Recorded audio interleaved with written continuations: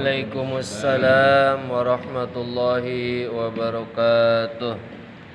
A'udzu billahi minasy syaithanir rajim.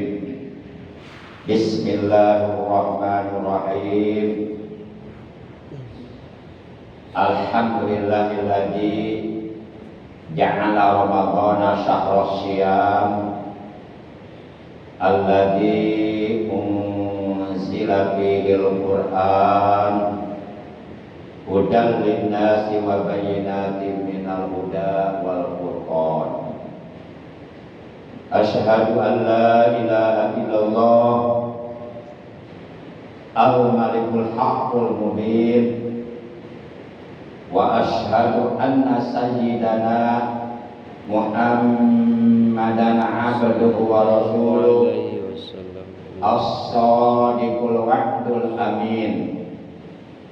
Allahumma shalli wa sallim wa barik wa syarif wa karim ala imamil muttaqin sayyidina Muhammadin wa ala alihi wa ashabihil mujahidin al-tahirin.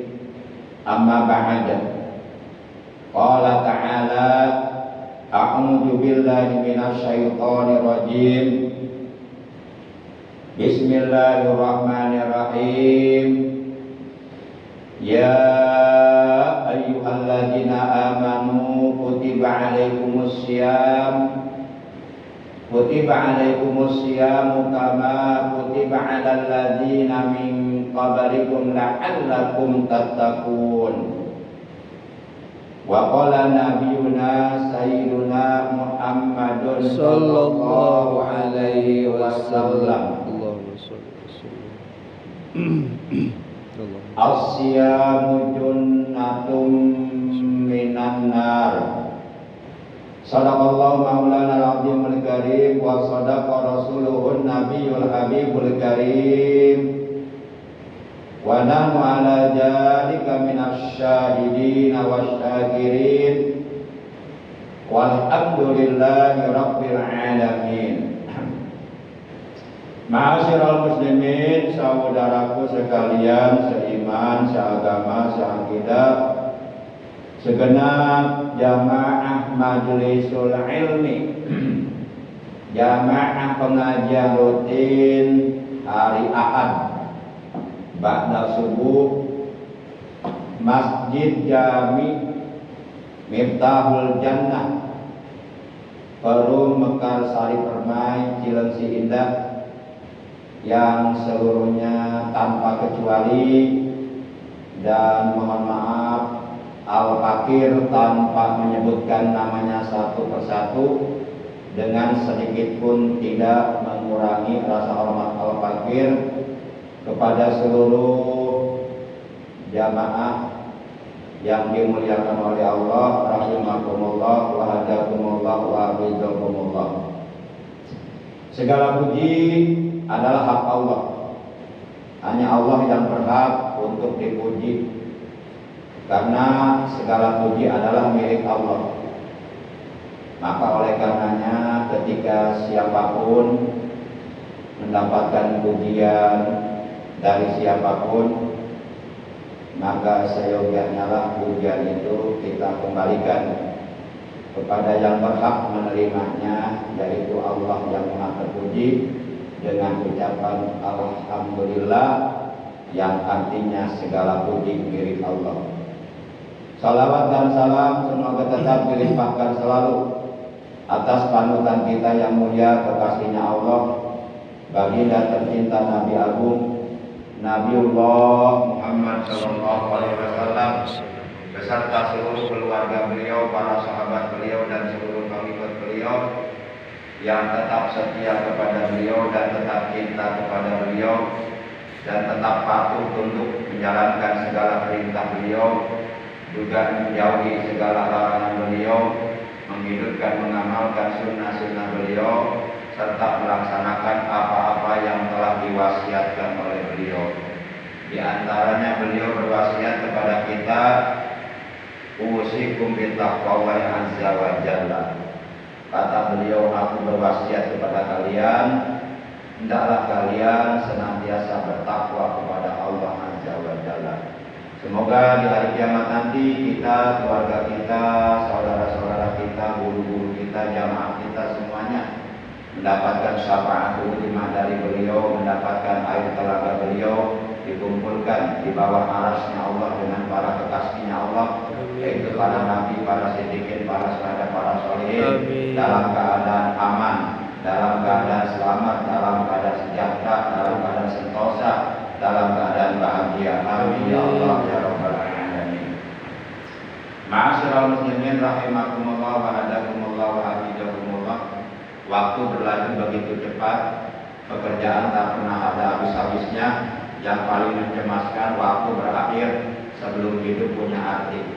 Alhamdulillah, bersyukur kita kepada Allah, kita masih dianugerahi nikmat umur, nikmat sehat, juga nikmat-nikmat yang lainnya, terutama nikmat iman, Islam dan ihsan, juga nikmat ilmu yang bermanfaat, yang barokah, yang disertai hidayah. Sehingga pada hari ini kita sudah berada di hari yang ke-29 di bulan Rajab. Jadi kita berada di penghujung bulan Rajab, bulannya Allah tahun 1447 Hijriah. Dan kita akan memasuki bulan Rasulullah, yaitu bulan Sya'ban, bulan di mana setiap satu kebaikan, setiap satu amal soleh, setiap satu jenis ibadah yang kita lakukan oleh Allah pahalanya akan dilipat gandakan bisa mi'atin, menjadi 700 kali lipat ganda. Maka di bulan Sya'ban nanti, di bulan Rasulullah nanti, kita harus berlomba-lomba mengerjakan berbagai macam amal kebaikan, amal soleh, amal ibadah yang keseluruhannya itu kita kerjakan semata-mata hanya karena Allah, mengharap ridha Allah untuk bekal hidup kita nanti di alam akhirat. Para jamaah yang dimuliakan oleh Allah Subhanahu wa Ta'ala, dan hari ini bertepatan dengan hari yang ke-19 ya. 18 ya. Hari yang ke-18 di bulan Januari 2026. Baiklah para jamaah yang dimuliakan oleh Allah Subhanahu wa Ta'ala, mari kita sama-sama membaca Ummul Quran Suratul Fatihah sebagai pembukaan taklim rutin kita pada pagi hari ini, yang secara khusus pahalanya kita ajarkan untuk seluruh para ulama salafus saleh al-mutaqaddimin, seluruh para musannif fil kutubi salafiyah min ulama salaf wal khalaf, dan untuk seluruh ahli kubur keluarga kita, terutama untuk kedua orang tua kita, kakek nenek kita, para sesepuh kita, paman bibi kita, kakak adik kita, anak cucu kita, ponakan-ponakan kita, dan guru-guru kita yang sedang sakit. Semoga oleh Allah lekas disembuhkan dari sakitnya. Semoga kita dan keluarga kita, juga saudara-saudara kita, oleh Allah selalu disehatkan zahir batin kita, jasmani rohani kita, dijauhkan dari berbagai macam penyakit, dan diberikan kemampuan, kekuatan iman Islam untuk dapat meningkatkan kualitas keimanan kita, kualitas ketakwaan kita, prestasi ibadah kita kepada Allah, terutama nanti di bulan Sya'ban dan di bulan Ramadan, bulan dilipat gandakan pahala jauh lebih besar lagi dari bulan-bulan sebelumnya. Bitil kaniyatil Fatihah. A'udzu billahi minasyaitonir rajim. Bismillahirrahmanirrahim. Alhamdulillahi rabbil alamin. Ar-Rahmanir Rahim. Maliki yaumiddin. Iyyaka na'budu wa iyyaka nasta'in. Ihdinas siratal mustaqim. Siratal ladzina an'amta 'alaihim ghairil maghdubi 'alaihim waladdallin. Rabbighfir lana. Ma'asyiral muslimin, saudaraku yang dimuliakan oleh Allah rahimakumullah wa hadakumullah wa hafizakumullah.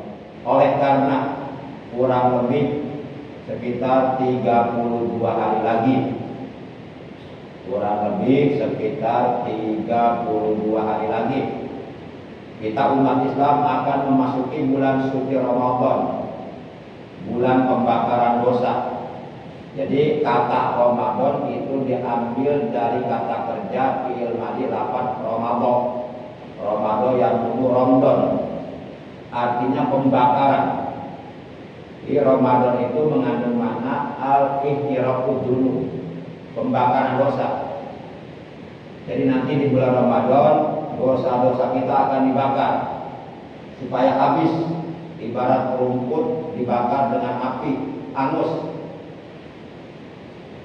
Dosa-dosa kita di bulan Ramadan akan dibakar dengan cara berpuasa, menjalankan kewajiban puasa selama 1 bulan penuh. 1 hari pun tidak boleh kurang, harus penuh 1 bulan. Kita lakukan puasa Ramadan itu imanan atas dasar iman kepada Allah, wahtisaban, dan atas dasar ihtisab, semata-mata ikhlas karena Allah, hanya mengharap ridho Allah. Dalam hadis yang diriwayatkan oleh Imam Ibnu Majah dan Imam Al-Baihaqi, Rasulullah Shallallahu Alaihi Wasallam beliau telah bersabda, "Syahrul Ramadan, syahrun kataballahu alaikum syiyama wa sannamtu lakum qiyama faman shamahu wa qamahu imanan wa ihtisaban kharaja min dunubihi kayauma waladatu ummuhu."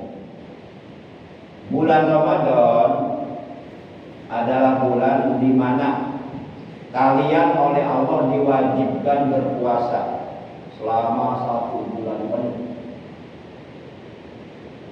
Dan di malam harinya disunahkan bertarawih selama 1 bulan penuh. Barang siapa yang berpuasa Ramadan 1 bulan penuh dan bertarawih 1 bulan penuh atas dasar iman dan ikhlas semata-mata hanya karena Allah, hanya mengharap ridho Allah. Kata Nabi dalam hadis ini, kharaja min dunubihi kayauma waladatu ummuhu. Niscaya ia akan keluar dari seluruh dosa-dosanya bagaikan bayi yang baru dilahirkan, bagaikan suatu hari di mana ia dilahirkan oleh ibunya. Jadi kembali fitrah, bersih seperti bayi yang baru lahir.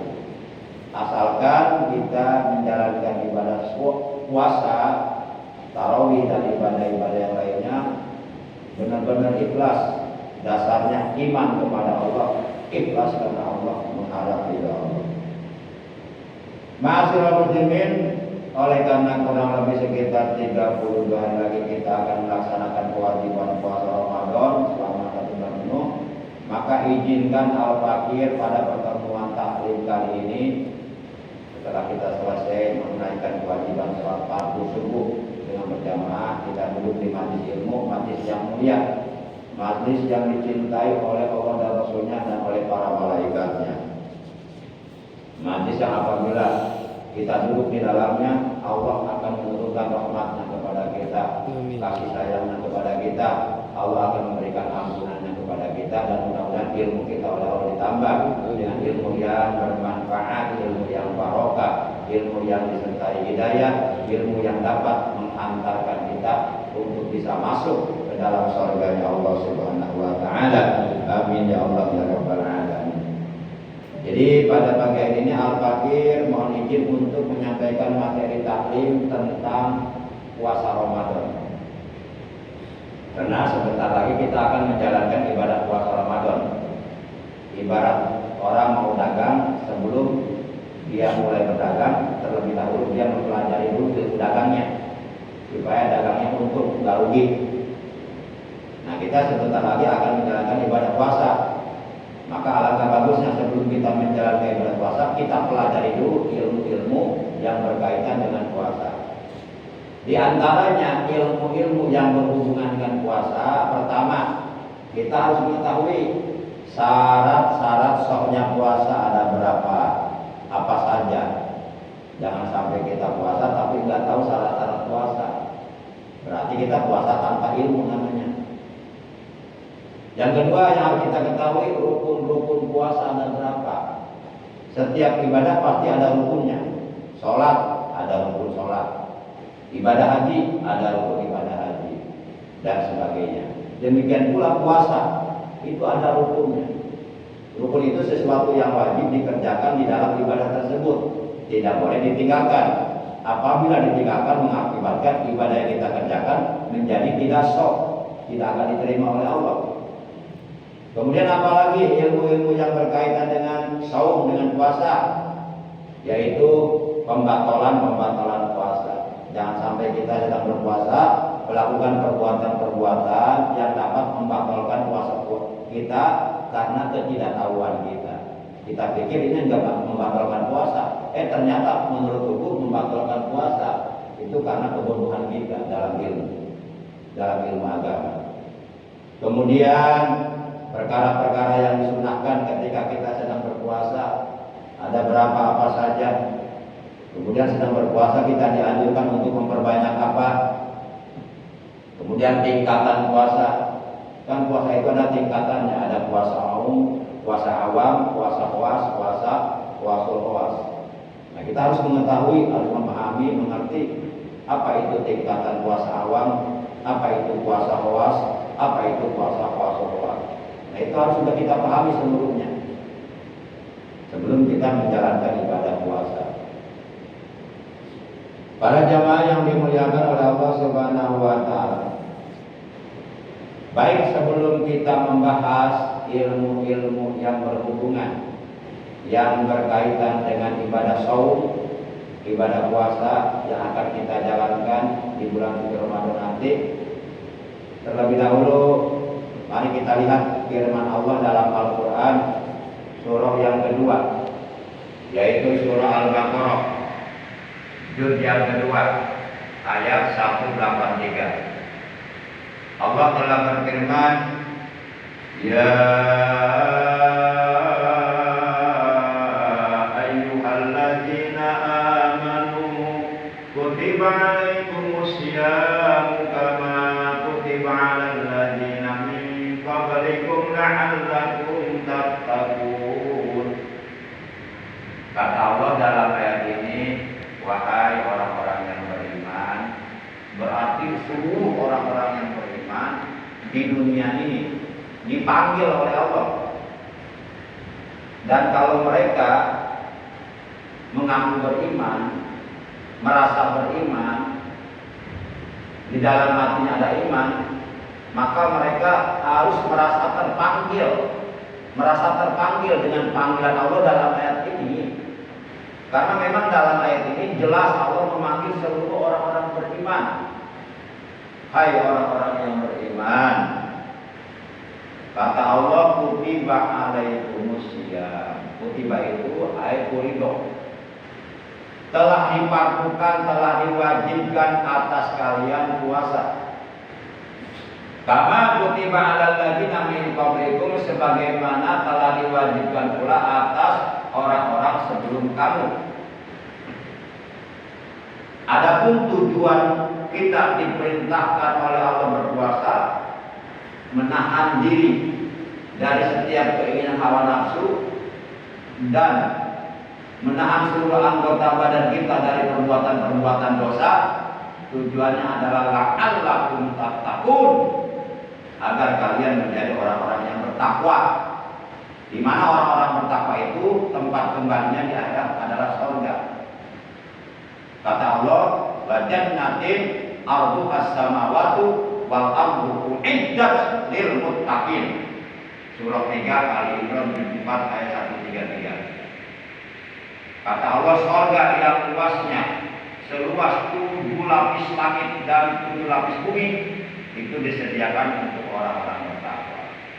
Berarti puasa Ramadan yang akan kita jalankan, yang akan kita kerjakan kurang lebih sekitar 32 hari lagi adalah puasa Ramadan yang sesuai kehendak Allah. Bukan puasa Ramadan sesuai kehendak kita, bagaimana kita. Tidak. Kita harus berpuasa dengan puasa yang sesuai kehendak Allah.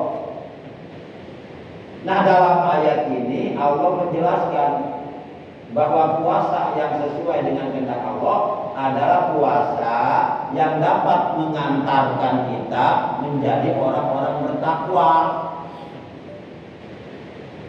Artinya jangan sampai puasa ya puasa tapi bohong jalan terus. Nggak ada orang bertakwa berkata bohong.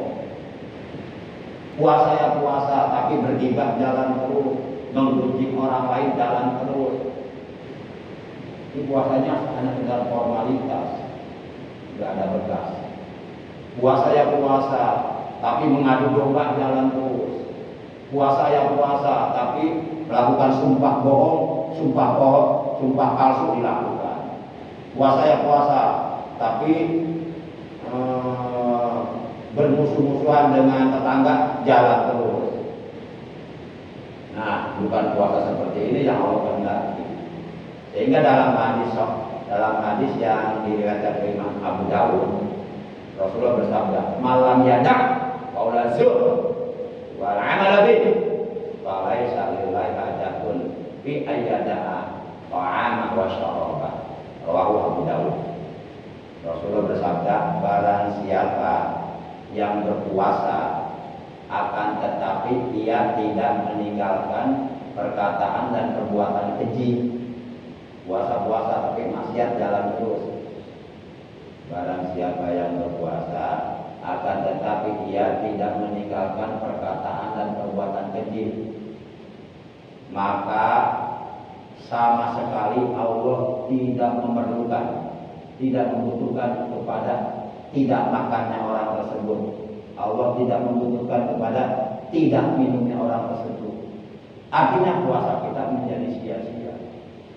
Puasanya walaupun secara hukum fikih dinilai syok, tapi pahala puasanya batal. Karena ada perkara-perkara yang dapat membatalkan pahala puasa walaupun puasanya syok. Sehingga kata Nabi, kam min shaimin laisa lahu min syiyamihi illal ju' wal 'atash. Berapa banyak orang yang berpuasa akan tetapi mereka tidak mendapatkan apa-apa sedikit pun dari puasanya. Tidak mendapatkan pahala sedikit pun dari puasa yang dilakukannya, melainkan mereka hanya mendapatkan lapar dan haus saja. Nah, jangan sampai puasa Ramadan yang akan kita kerjakan nanti seperti ini, jangan sampai. Sebab pahala puasa itu besar. Puasa itu ibadah yang mulia. Saking mulianya ibadah puasa ini, sampai ibadah puasa yang dilakukan oleh hamba Allah didapatkan, disandarkan kepada zat Allah yang maha mulia. Kita belum pernah mendengar Allah mengatakan dalam hadis qudsi, sholat itu untukku, zakat itu untukku, ibadah haji itu untukku. Kita belum pernah mendengar Allah berfirman dalam hadis qudsi seperti itu. Tapi ternyata ada dalam hadis qudsi. Allah berfirman, as-shaumu li wa ana ajibihi. As-shaumu li wa ana ajibihi. Puasa itu untukku kata Allah, dan akulah nanti yang akan membalasnya. Luar biasa. Ini maknanya menunjukkan betapa alangkah mulianya ibadah puasa. Saking mulianya ibadah puasa yang dilakukan oleh kita, itu diidopatkan, disandarkan kepada zat Allah yang maha mulia. Contoh nih, masjid disebut Baitullah ya. Baitullah kan artinya rumah Allah. Tapi bukan berarti Allah butuh rumah. Allah nggak butuh rumah. Karena rumah itu makhluk. Allah nggak butuh kepada makhluknya. Justru makhluk yang butuh kepada Allah. Allah itu qiyamu bi nafsihi, berdiri dengan zatnya sendiri. Mutai Allah ijyaru ila ghairihi, mutai Allah butuh kepada makhluknya. Nggak mungkin. Nggak mungkin. Tapi kenapa masjid disebut Baitullah, rumah Allah, Ka'bah disebut Baitullah, rumah Allah? Itu maksudnya, maknanya adalah menunjukkan betapa alangkah mulianya tempat tersebut. Masjid Baitullah, rumah Allah, Ini menunjukkan betapa alangkah mulianya tempat ini, sampai tempat ini disandarkan kepada Allah yang maha mulia. Begitu maksudnya. Para jamaah yang dimuliakan oleh Allah Subhanahu wa taala. Bahkan dalam hadis yang lainnya juga Rasulullah pernah bersabda, "Laisa syiyam minat ta'am wa syarab, innama syiyam minal lagwi wa rafas." Bukanlah yang disebut puasa itu hanya sekedar menahan perut dari makan dan minum saja. Puasa itu bukan hanya sekedar menahan lapar dan haus saja, bukan. Kata Nabi, innama syiyam minal lagwi wa rafas. Sesungguhnya puasa itu selain menahan lapar dan haus, juga harus menahan seluruh anggota badan kita dari perbuatan-perbuatan yang tidak bermanfaat, dari perbuatan-perbuatan yang sia-sia, dari perbuatan-perbuatan dosa, dan menahan diri dari bersenggama bersama istri di siang hari bulan Ramadan. Awas, hati-hati, jangan sampai lagi puasa Ramadan kita menang pengantin baru bersama istri, hubungan badan, itu bahaya itu. Itu harus melakukan kafaratul yamim. Jadi kalau ada pengantin baru, ada pengantin baru di siang hari bulan Ramadan melakukan persetubuhan badan di kamarnya, padahal itu bulan diwajibkan puasa, dia malah bersetubuh dengan istrinya, maka yang pertama, baik suaminya maupun istrinya, dua-duanya puasanya rusak. Dua-duanya puasanya rusak. Kemudian yang kedua, dia wajib qadha nanti dari satu hari puasa yang ditinggalkannya, yang dirusaknya. Kemudian yang ketiga, kalau hukum Islam diperjalankan, dia itu harus ditakdir, dihukum karena melakukan pelanggaran rumah tangga. Yang keempat, dia harus melakukan kafaratul yamim, didenda untuk menebus kesalahannya. Kafaratul yamimnya ada 3. Yang pertama, dia harus memerdekakan seorang hamba sahaya, abid atau amat. Kalau abid, hamba sahaya laki-laki; kalau amat, hamba sahaya perempuan. Apabila pilihan pertama tidak mampu, masih ada pilihan yang kedua. Pilihan yang kedua, kata Allah, syiyamu syahraini mutatabi'aini. Dia wajib berpuasa 2 bulan berturut-turut. Tidak boleh batal 1 hari pun. 2 bulan itu kan 30 hari. Nah, dilakukan puasa tuh 2 bulan 60 hari, maaf ya, 60 hari. Dilakukan puasa tuh dari hari pertama, kedua tuh sampai di hari ke-59 umpama. Pas di hari ke-59, 30 menit menjelang maghrib batal puasanya. Maka wajib diulangi dari pertama lagi, dari 0 lagi. Jadi 60 hari itu gak boleh batal 1 hari pun. Nah, itu pilihan kedua. Apabila opsi yang kedua, pilihan kedua, dia tidak mampu melakukannya, kata Allah masih ada pilihan ketiga, ini yang terakhir. Apa kata Allah? Yut'amu sittina miskinan. Dia harus memberi makan kepada 60 orang fakir miskin. Nah, apabila kafaratul yamim ini tidak dijalankan oleh si pelaku pelanggaran, oleh orang yang bersenggama, bersetubuh dengan istrinya di siang hari Ramadan, maka dia akan mendapatkan siksaan yang lebih berat nanti di akhirat kalau dia tidak menebus kesalahannya di dunia. Makanya hati-hati, terutama kalau bapak-bapak sih nggak mungkin ya, karena pengantin udah lama ya, udah lama kan susah, agak susah ya, diapain juga susah, nggak bangun. Ini terutama pengantin baru nih, masih kenceng-kencengnya, hati-hati. Makanya kalau bisa nikahin anak, jangan mendekati Ramadan, jauh-jauh dari Ramadan lah. Kan namanya pengantin baru, masih kenceng sebelumnya, khawatir. Ini untuk antisipasi jaga-jaga. Nah kalau bapak-bapak pernah begitu, itu wajib bapak lakukan maka. Bapak telah merusak puasa bapak dengan berjima bersama istri. Dan berjimanya bersama istri itu dosa Pak. Walaupun itu istri kita, tapi melakukan persetubuhan badannya dosa. Kenapa dosa? Karena sedang puasa kok melanggar. Kalau malam boleh setelah tarawih, sebelum sahur boleh, halal kalau malam. Kalau sedang puasa jangan, haram. Para jamaah yang dimuliakan oleh Allah Subhanahu wa taala.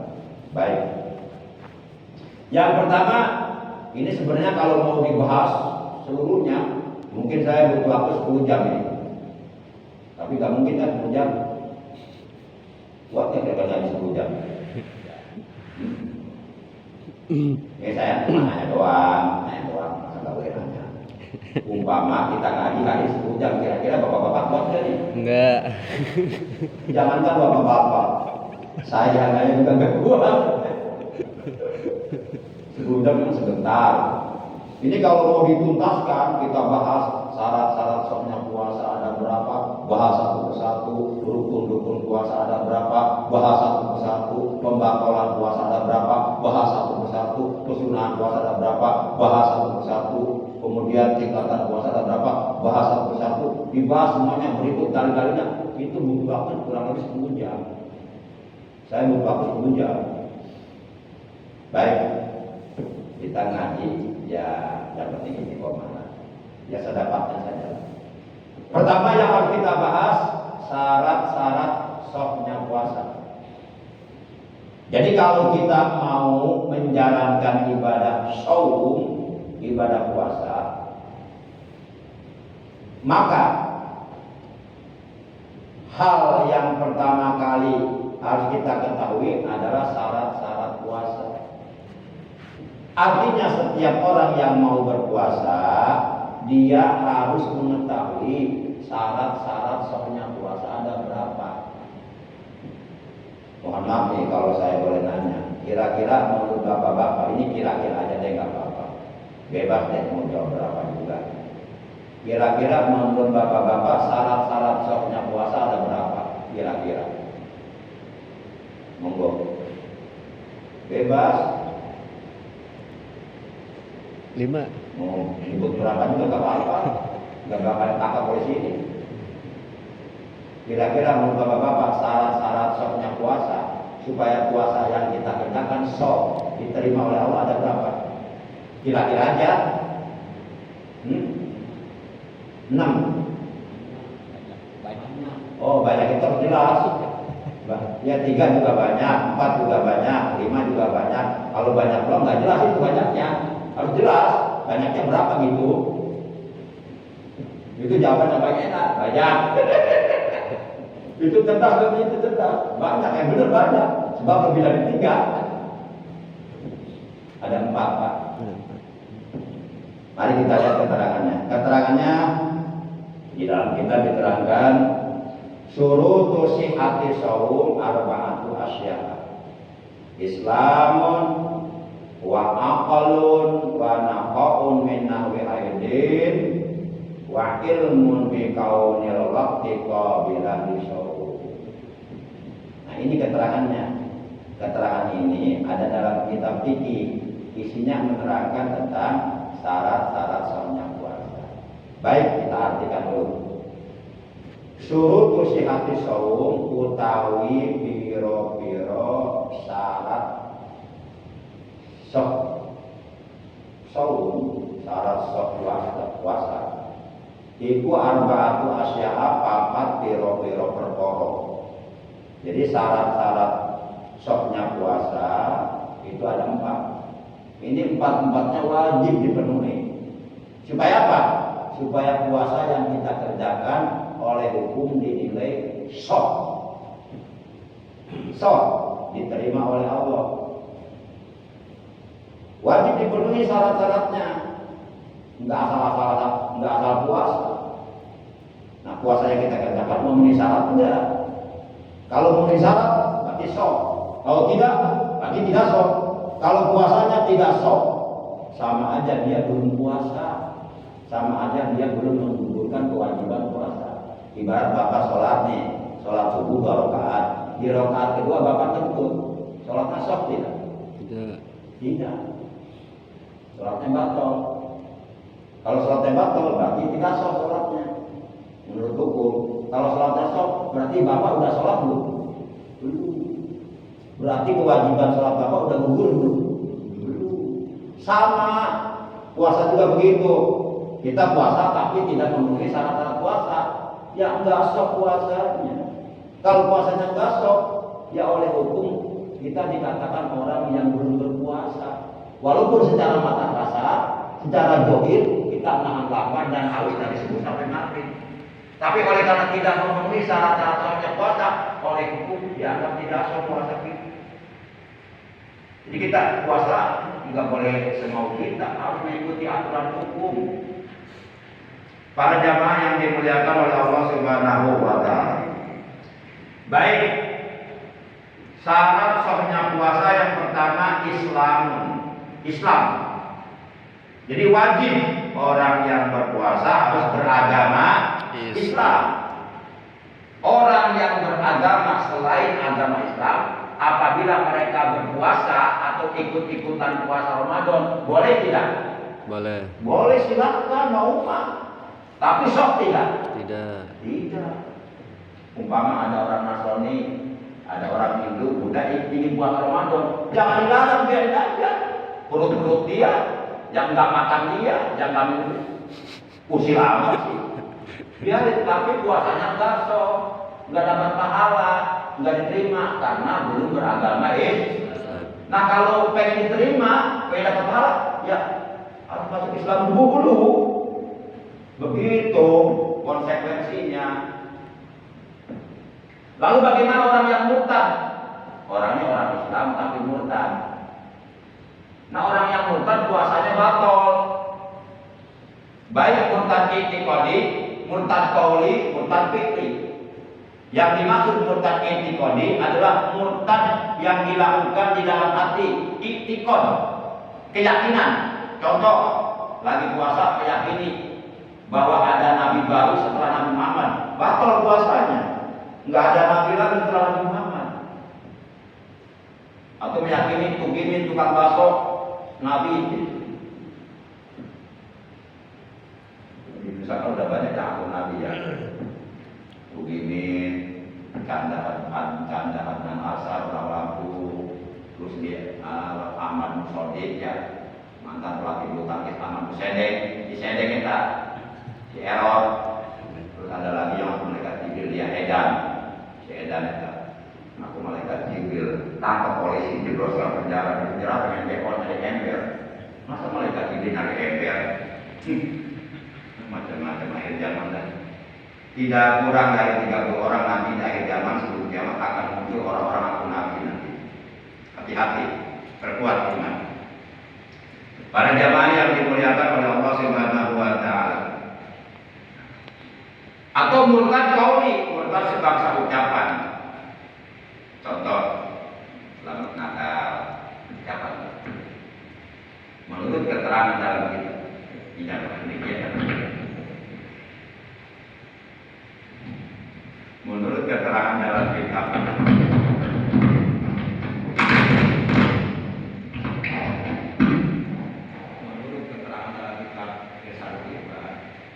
itu kalau kita umpama mendapat selamat Natal, ini pembahasannya supaya tidak ada maksud untuk menjelekkan ya. Ini pembahasan ini supaya kita paham masalah akidah ya.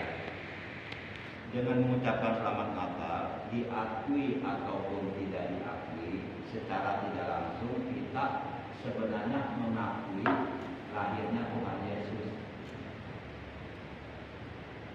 Kira-kira bapak-bapak ditunjuk enggak ada Tuhan selain Allah?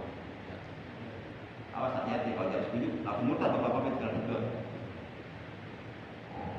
Dengan mengucapkan selamat Natal, toleransi juga ada batasannya, jangan toleransi kebablasan ya.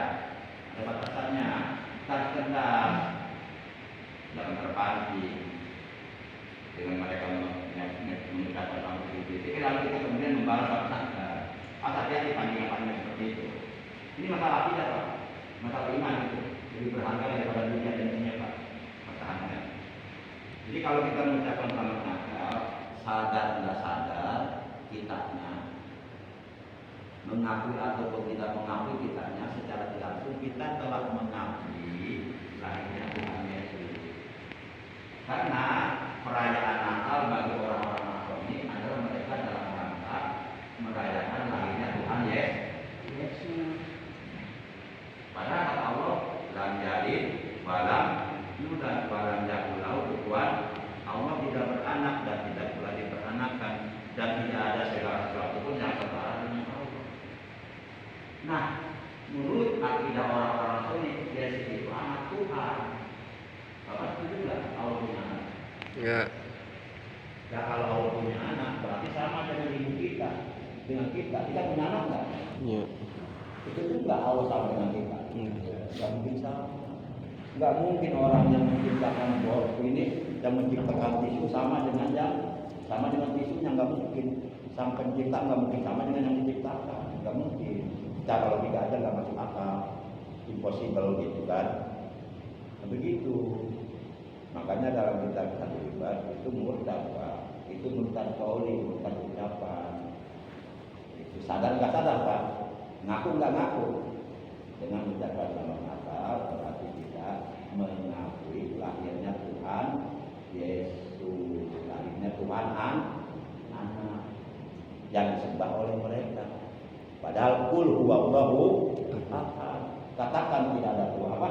Dialah Allah yang Maha Esa. Allahus Samad, Allah tempat bergantung kepadanya segala sesuatu. Lam yalid wa lam yulad, tidak. Allah tidak beranak dan tidak pula diperanakan. Walam yakul lahu kufuwan ahad, dan tidak ada sesuatu pun yang sebanding yang setara dengan Allah. Allah itu mukhalafatul hawadits, berbeda dengan makhluknya. Laisa kamitslihi syai'un, Allah enggak sama dengan makhluknya. Para jamaah yang dimuliakan oleh Allah, ini untuk pembahasan yang aja Pak ya. Sedikit itu tidak ada maksud untuk menjelekan agama lain, tidak. Ini untuk keselamatan akidah kita. Jangan sampai kita terbawa-bawa tanpa pengetahuan. Para jamaah yang dimuliakan oleh Allah Subhanahu wa taala.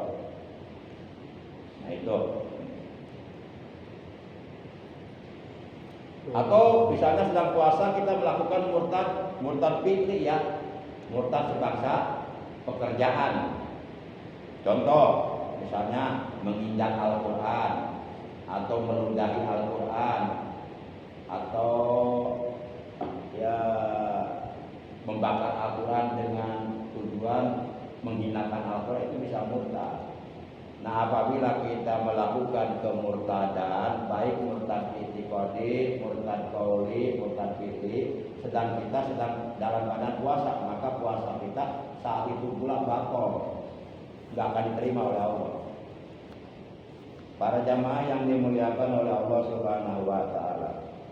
Lalu bagaimana orang yang mabuk karena disengaja, seperti dia mabuk disebabkan mengkonsumsi narkoba, akhirnya jadi oleng, jadi mabuk, jadi nggak sadar, atau disebabkan mengkonsumsi miras antika. Bapak tahu sih miras antika? Miras antika, minuman keras dan narkotika, disingkat miras antika, itu nama orang. Terus si miras antika itu cantik itu. Nah kalau seseorang mabuk karena mabuknya disengaja dengan mengkonsumsi obat-obatan terlarang, gitu ya. Mabuknya di malam hari, tapi nggak sadar-sadar sampai datang waktu subuh, sampai datang waktu di mana dia wajib puasa Ramadan. Maka dia wajib puasa sebenarnya, wajib puasa sebenarnya. Tapi kalau puasa dia bisa nggak bisa, sebab nggak sadar mabuk. Nah maka orang seperti itu tetap wajib qada. Sama murtad yang disengaja juga tetap wajib qada. Orang murtad itu wajib qada apabila dia sudah masuk Islam kembali. Gitu. Qada salatnya, qada puasanya. Para jamaah yang dimuliakan oleh Allah Subhanahu wa taala. Kemudian syarat puasa yang kedua adalah aqlun, berakal, maksudnya akalnya sehat. Puasa itu oleh Allah tidak diwajibkan kepada orang gila. orang yang gila, orang yang tidak waras, orang yang akalnya tidak sehat, oleh Allah tidak diperintahkan puasa, tidak diwajibkan puasa. Maka oleh karenanya kalau umpama kita nggak mau puasa, gampang. Apa coba? Jadi orang gila aja udah, bebas nggak puasa juga. Mau makan di mana kek, mau minum di mana kek, bebas orang gila. Lalu bagaimana banyak orang-orang yang jasmaninya sehat, tapi merokok, makan, minum di tempat terbuka? Itu dia. Perbuatannya menyerupai perbuatan orang gila. Kalau orang gila begitu wajar enggak? Wajar tidak? Wajar karena akalnya nggak sehat. Ini orang ngaku akalnya sehat tapi perbuatannya seperti orang gila. Ini kan lebih dari gila sebenarnya. Gila apanya? Rohaninya. Walaupun jasmaninya sehat. Banyak sekali orang-orang jasmaninya sehat, berdasi, tapi gila sebenarnya. Ada korupsi itu kan gila. Nggak sehat itu rohaninya. Maling uang rakyat dan sebagainya. Dan seperti itu ya. Para jamaah yang dimuliakan oleh Allah Subhanahu wa taala. Baik. Jadi orang gila tidak diwajibkan puasa. Bersyukur kita oleh Allah dijadikan orang yang berakal sehat, sehingga kita bisa meraih pahala besar, kemuliaan besar di bulan Ramadan dengan cara kita menjalankan ibadah puasa Ramadan. Orang-orang gila nggak dapat pahala besar di bulan Ramadan, rugi ya. Kemudian syarat puasa, syarat sah puasa yang ketiga apa? Wa naqaun min nahwi haidin. Ini bagi wanita suci dari haid. Jadi wanita yang sedang haid itu tidak wajib puasa, tapi wajib qada. Beda dengan sholat. Istri kita haid nih, nggak boleh sholat, haram sholatnya, dan nggak wajib qada, nggak wajib qada sholatnya. Tapi kalau puasa Ramadan, wanita yang sedang haid tidak boleh puasa, haram. Tapi nanti wajib qada nanti di bulan Syawal, begitu. Itu bedanya. Atau wanita kita, istri kita baru saja bersalin melahirkan bayi, kan keluar darah nifas tuh, kan nggak boleh puasa. Nanti dikodok. Berarti 1 bulan tuh. Pas datang hari pertama di bulan Ramadan melahirkan. Kan darah nifas biasanya 40 hari itu. Berarti selama 1 bulan dia nggak puasa kan? Nah nanti wajib tuh di bulan Syawal tuh mengkodok puasa 1 bulan, orang lain lebaran dia puasa. Kasihan banget nggak ada temennya. Masya Allah. Makanya kalau kita melahirkan dalam Ramadan. Kalau bisa, ya bercanda aja, bercanda. Jangan ngantuk gitu ya. Udah ngantuk belum ya? Kalau udah ngantuk kita maafin aja berdua. Para jamaah yang dimuliakan oleh Allah Subhanahu wa taala. Jadi darah itu ad-damul kharij min fardil mar'ati 'ala sabil syihah. Darah kotor yang keluar dari alat kelamin perempuan dalam keadaan sehat. Kalau darah nifas ad-damul kharij min fardil mar'ati ba'da wiladati. Darah kotor yang keluar dari panji seorang wanita setelah dia melahirkan. Nah, wanita yang sedang haid, wanita yang sedang nifas itu tidak wajib puasa, tapi nanti wajib qada. Lalu bagaimana kalau umpama wanita keluar darah istihadah? Darah istihadah itu darah yang keluar dari alat kelamin seorang wanita, tapi bukan pada masa-masa haid. Contoh, kan batas maksimal keluarnya darah haid itu 15 hari, Pak. 15 hari. Jarang wanita keluar darah haidnya lebih dari 15 hari, jarang. 15 hari. Kalau masa suci di antara 2 haid itu 24 hari. Jadi saya walaupun bukan perempuan, tapi saya hafal gitu. Ini saya kan yang hafal ini perempuan kan ya, yang haid, saya kan enggak haid. Nah, apabila seorang wanita haid sudah 15 hari, belum juga reda, masih keluar darahnya di hari ke-16, maka itu secara hukum dapat dipastikan darah yang keluar di hari ke-16 itu bukan darah haid. Darah istihadah, darah penyakit, Pak. mungkin di dalam perutnya ada kelainan, ada yang luka gitu. Itu perlu diperiksa ke dokter, di USG dilihat, kan? Lalu wanita tersebut wajib puasa enggak? Wajib puasa, karena itu darah bukan darah bukan darah nifas, tapi darah penyakit. Wajib puasa, wajib sholat. Supaya tidak keluar darahnya, dia disumpel, dicocokin pakai apa? Softtek. Softtek ya? Softtek namanya ya? Softtek. Iya, softtek ya. Roti tawar. Itu kata orang Jerman. Kalau kata orang Indonesia softtek. Pembalut. Ada roti tawar nih. Saya jadi mau nih roti tawar. Masya Allah, dalam luka. Ya kayak awet muda. Makanya awet muda Pak. Ini anak orang waktu kecil yang ngaji saya Pak. Itu udah kelihatan tua-tua Pak. Udah berubah semuanya. Udah kayak kakek-kakek. Begitu ketemu saya, kan bilangnya kita akan ya. Kalau Rasulullah ada panggil akan. Kan, kok aku masih anda kelihatannya masih muda sih? Emang? Iya kan, benar. Dia udah tua banget Pak. Padahal waktu kecil ngaji saya itu. Macam apa sih kan lihatnya resepnya? Ya banyak hiburan aja, banyak tawa. Gitu. Tapi jangan ketawa sendiri, tempat yang titik jangan. Jadi jangan pilih, jangan bikin susah, kita bikin enjoy aja, nggak usah banyak pikiran, udah aja banyak bersyukur, banyak senyum, kan? Ini nggak ada susah, marah-marah dulu lagi, ya penyakit tambah datang, akhirnya udah susah, buka rumah sakit lagi, tambah susah lagi nanti. Masya Allah. Udah banyak bersyukur aja deh.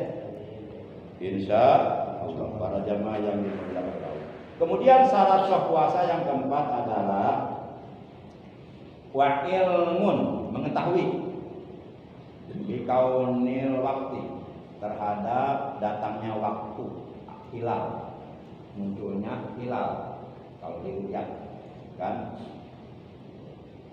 qabilan yang membolehkan lisaumin untuk puasa. Jadi siapapun yang sudah mengetahui bahwa sudah muncul hilal tanggal 1 Ramadan maka wajib puasa.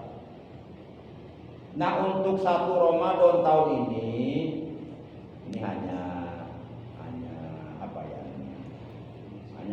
Hanya prediksi aja. Ini boleh jadi ini ada dua nih, beda awalnya. Tapi kalau alam benar sama ya. Nah, kalau menurut kan dalam menentukan 1 Ramadan, 1 Syawal itu ada dua dasar. Boleh menggunakan ilmu hisab, boleh menggunakan ruqyat kan. Dan itu dua-duanya dibenarkan oleh Rasulullah. Dibenarkan. Ilmu hisab juga ilmu agama, bersumber dari Rasulullah. Ruqyat juga itu perintah Rasul dalam hadisnya, sumu li ruqyatihi.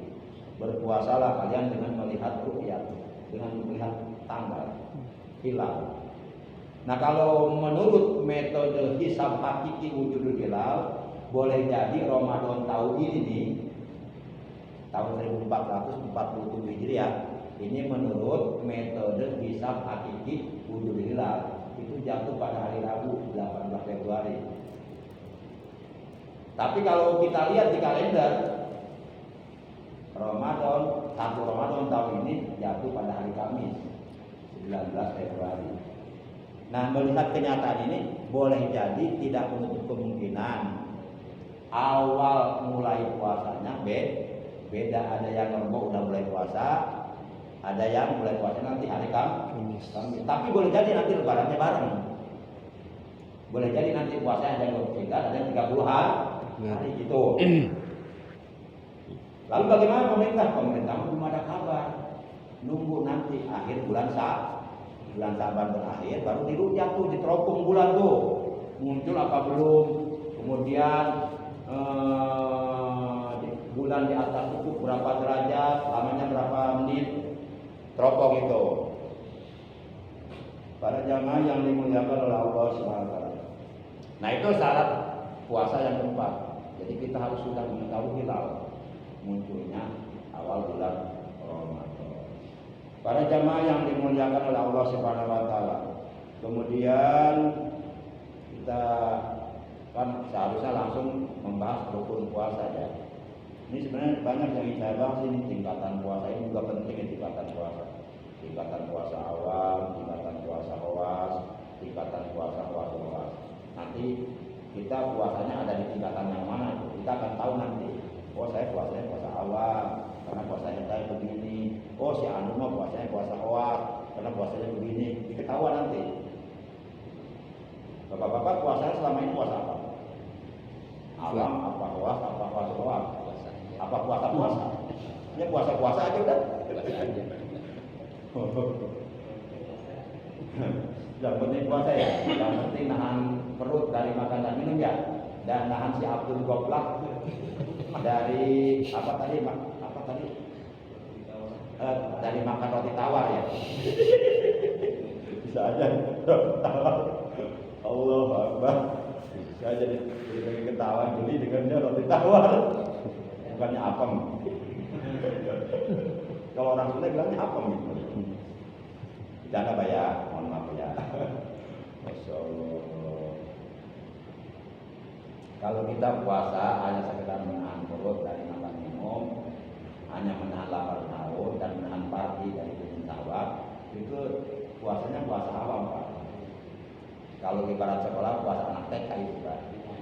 Puasa anak TK itu Pak. Anak-anak kecil juga puasa, seperti itu bisa Pak. Nah, kita tingkatkan Pak, puasanya jangan setiap tahun puasanya puasa awam dulu, jangan tingkatkan Pak. Tapi kita harus ada usaha untuk meningkatkan kualitas puasa kita, sehingga puasa kita sesuai dengan puasa yang dikehendaki oleh Allah, yaitu puasa yang dapat mengantarkan kita menjadi orang yang bertakwa. Kalau puasa hanya sekedar menahan perut dari makan minum, dari lapar dan haus, menahan lagi, tapi bohong jalan terus, itu puasa awam, puasa anak kecil. Jadi kualitasnya rendah banget, rendah kualitas. Mungkin pahalanya juga kecil. Nah minimal tingkatkan puasa khawas. Jadi selain menahan perut dari makan dan minum, selain menahan lapar dan haus, selain menahan parji dari keinginan syahwat, juga menahan seluruh anggota badan kita Pak. Menahan mata, jangan digunakan melihat hal-hal yang haram, jangan digunakan melihat wanita lain yang bukan istri kita, yang bukan mahram, dengan syahwat. Dari puasa lihat paha tetangga kan, ya itu bisa menghilangkan pahala puasa Pak. Maka guru-guru kita, orang tua kita mencontohkan, membimbing kita.